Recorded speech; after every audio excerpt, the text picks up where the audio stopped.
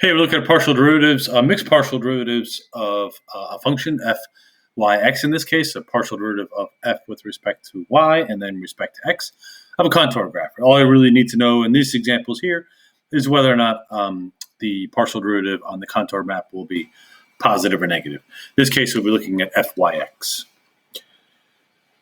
So the curve we're looking at is f of x, y is x sine y. So the partial of f with respect to y is x cosine y, and then the mixed partial is just cosine y.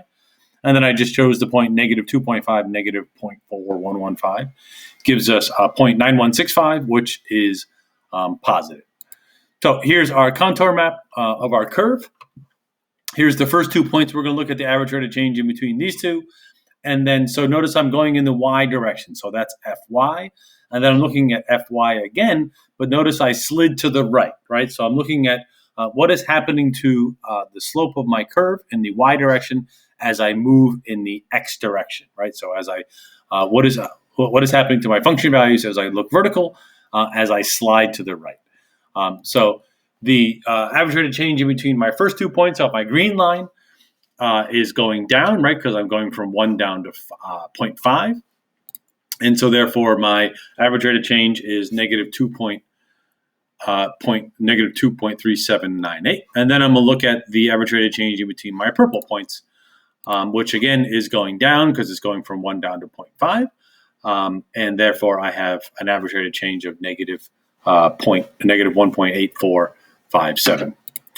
So as you can see, the average rate of change in between these two is smaller than the average rate of change in between those two because I'm dividing by a bigger distance, right, where the change in z is the same and it's negative, right?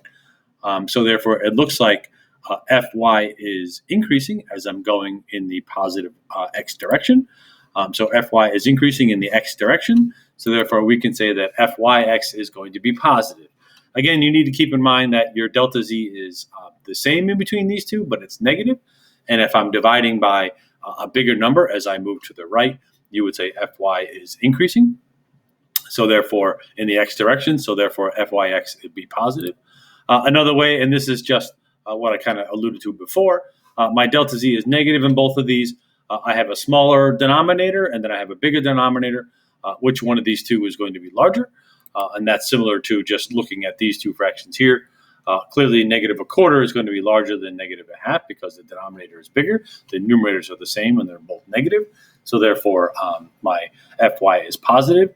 So therefore, my fyx is going to be positive.